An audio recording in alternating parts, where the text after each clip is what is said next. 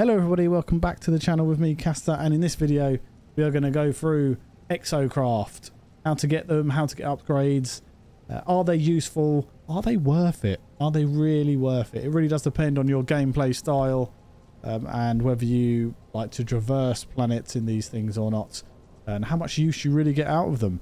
So let's go through each one. The first one I'm going to talk about is the Nomad, the little hovercraft type Exocraft. Very good little thing here. Probably my least used, to be honest. I think it looks pretty cool, but it isn't one that I use very often. I see it as a little sort of run around. If you put a load of upgrades on it, it's quite good. And let's be honest, you need upgrades on Exocraft for them to actually be any good or of any use at all. But the next one I'm going to talk about is the giant Colossus, an absolute, literally colossal Exocraft. I haven't used this one all that often either. Is this one more of a sort of resource collecting thing? Although I don't necessarily see this as just that. If you know what I mean. I think it's decent. Just don't use it enough. Let me know if you use the Colossus at all and whether it's actually worth using. It's got a very powerful laser on it, this thing. It does very well at collecting materials, and I think that's generally what it's for, right? Traversing the worlds, looking for resources, collecting them quickly, and yeah, just using it for that sort of thing. For me, Exocraft are about excursions onto planets, and this for me doesn't seem like that kind of thing. I do like it now, moving it around though. I'm liking it better now. I'm actually using it a little bit. Yeah, I haven't gone far from my base, I know, but still, I think it's I think it needs a bit more use. Let me know what you think about that one. Next up is probably my second favourite, the Pilgrim. Love this thing. Got some upgrades on this bad boy. I think this is great for traversing worlds. And really, you can go all over. It's just great, isn't it? I mean, it looks good. It feels good to drive. I've got a number of upgrades in here. Also scanners. I'll run through scanners in a bit. But this is just a great little thing to get around the world in my opinion. Definitely great for traversing planetary bodies. Let's go up into my base, shall we? Next on the list is probably the one that I've used the most throughout my gameplay, and that is the Roma. The standard buggy, sort of. It almost looks like a Dakar car. But yeah, I do like the Roma, I must be honest. I like traversing worlds in this. You go around. Oh, look. You can get some resources. I mean, they're all pretty similar, aren't they, these things, in sort of getting resources. They've got the laser, they've got the cannon, they've got upgrades for engines, all sort of muchness in that sort of way. But generally, it's all about which one you want to use the most, or which one you favour. If you favour any at all, because some people just don't use them, or they use them and now don't use them as much, especially when you have things like the freighter. It sort of takes away from how these things work. Probably people use the most and people like the most, and that is the mech suit, or the Minotaur. Now this Minotaur here has got the liquidator upgrades on it. It also has the hard frame body, which gives you extra stats, etc. And it also gives you a AI pilot already in them, in both of them, and you can turn that on and off by going into, actually coming out of the mech, to be fair, I've got it off at the moment, going into your drop menu, having a look at settings and going to AI pilot. We've just enabled it and off it goes, and we can disable it. The thing about the Minotaur is it's probably the most powerful in terms of fighting enemies, and when you have the AI pilot on, it will help you fight enemies. It's almost like a bodyguard. It will follow you around the planet you're on, which is great stuff.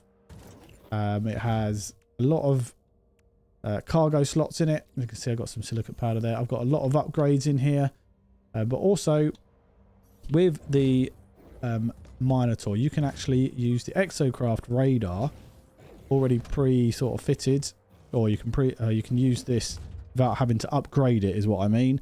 You can scan for resource depots, you can scan for secure facilities, distress signals, crashed freighters, which is quite cool, and you can scan for planetary outposts, basically trading posts, aren't they? There you go, just done it, and look, there's one on that planet, so it's found me one over there. So the last one on our list, and a very specialist Exocraft, is the Nautilon, the only one that can go underwater, the only one that can search the seas of whatever planet you are on. A bit like the Exomech or the Minotaur. It's a bit of a specialist item, but it's definitely worth it, this thing, because you go all over the place underwater here. As you can see, I'm not suffering any underwater penalties. I do have upgrades in terms of underwater stuff. And yeah, it just allows you to go around and search underwater. It is the Humboldt.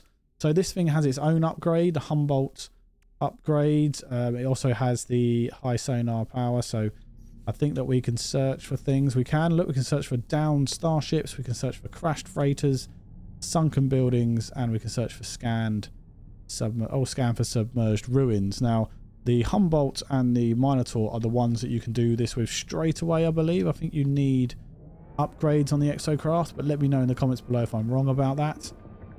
The other Exocraft all the upgrades you can use on each one, so you can take stuff from the Nomad, put it in the Roma or the Pilgrim, and vice versa, including the Colossus. So it's really only the Humboldt and the Minotaur which are the ones where you need different upgrades for. So how you get the Exocraft is by building geobays, which are in your standard building items. You can do this like you would a portable refiner and do it outside of having a base. You just click on it, and obviously it costs you a certain amount of materials to build, which is not that unattainable at all. They are quite easy to get, which is great. Sometimes you have to, like, if you don't have certain things, you have to have the geobay and then build it and then dismantle it to have the materials, take it to another place, build it again to then summon your Exocraft. But if you have the Exocraft station, Exocraft summoning station, sorry, you can carry this around with you and you can summon your Exocraft on anywhere on the planet where this Exocraft summoning station is. So that's pretty cool. It takes away the annoyance of having to carry around geobays with you. But the geobay is the only place where you can edit, because you can edit your Exocraft modification. You can't edit the actual sort of parts of it. Like, I can't take away the wheel or the cockpit or anything, but I can change the paint colors. I can change the paint colors here. I can put a nice little symbol on the cockpit. I've got number 6 at the moment. You can certainly change that. You can add decals on the right and left side, spoiler, booster. You can change the color of that as well. So it's quite good that you can customize the colors of your Exocraft so you can have them however you want. Obviously, I haven't done that with the Colossus or the Nomad. I haven't even done it with the Roma yet either. But you certainly can do that. Now, one of the best upgrades, I think, for the freighter is the Exocraft orbital station in the freighter. And I'll go show you that now. So this is it here. This is the Exocraft orbital station thing that you get in your freighter. Mine actually came with it, so I didn't have to buy it, but if you do want to get it, it's only one frigate module from the upgrade station at the deck of your freighter. So base parts and upgrades, and it is over here somewhere. Orbital Exocraft materializer. I was saying it wrong. Orbital Exocraft materializer here. Again, it's not much in terms of materials to get if you want it, but you warp your freighter into any system and you can summon your Exocraft on any planet in that system. So it is really worth having. Gets rid of not only taking geobays around with you, but also taking that Exocraft materializer. You don't need that either. Now, how do you get the geobays, I hear you ask? Because I haven't said that yet, have I? How do you get the geobays? Well, you get them by doing the missions. You can just do the standard missions, or the tutorial missions as they're called, and that will give you access to the Exocraft, and you get the Exocraft what's this dude, the Exocraft technician dude that you get here. He becomes part of your base. He's in my freighter base, as is the overseer, etc., and he will give you missions. So, traveler, I have detected another location of interest. Go that you may hone your control of the Exocraft. Track the signal down before it disappears so that may siphon its units. So we can actually purchase Exocraft upgrades from this guy, which is great. We've got S-Class in here, A-Class as well. I might get some of these actually. Let's get an engine module, a cannon module, got a Minotaur engine module here. So we'll grab some of these, which is fantastic. And we can also accept that mission if we really want to. So that's great. You can also get them by way of the anomaly, of course, because you can get everything at the anomaly. So if we head to the back of the anomaly, we need to go to the construction research station. And if we go across a bit, we'll find transport modules. And here they are. We've got the Exocraft summoning station. We've got the Roma is actually the first one you need to get. That's the one you have to get first. I can't remember how many salvage data modules it is to get the Roma, but these ones down here are 10. I believe they're all 10 if I remember rightly. I've had them for so long now that I cannot remember completely. And you also get the Exocraft, the orbital Exocraft materializer here for 1 salvage data rather than 1 frigate module. So you can get it here as well, which is great. So they're all here for you to get. And as well, you've got a race initiator. And then you've got some race parts. There's a race obstacle and a race force amplifier. So if you really want to, you can build a racetrack and try and beat your times. So all the Exocraft are here for you to get. If you want more upgrades for your Exocraft, we just go to Iteration Percy's here in the anomaly on the other side of the construction terminal. And he has some Exocraft upgrades for us to research.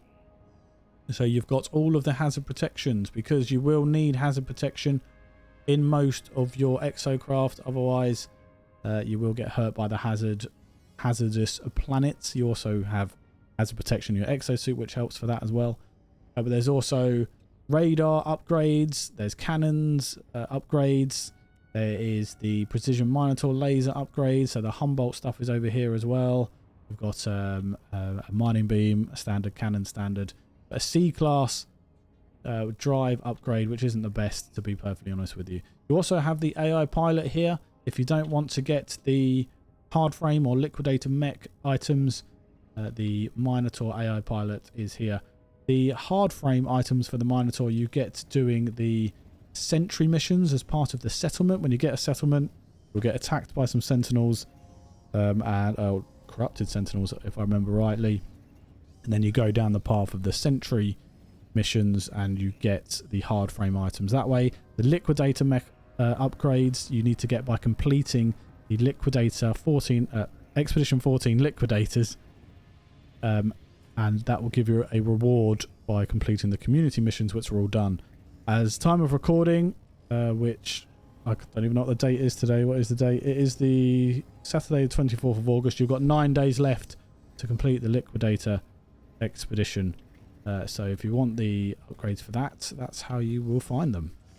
So there you go, guys. There's a little introduction into the Exocraft, how to get them, how to get upgrades, and what I generally use them for, or generally don't use them at all. Let me know in the comments whether you use them, whether you like them, if they're useful to you, and if you've had any value from this video at all, consider giving the video a like. Subscribe for more No Man's Sky content, and hopefully I'll see you in the next one. Take care. Bye bye.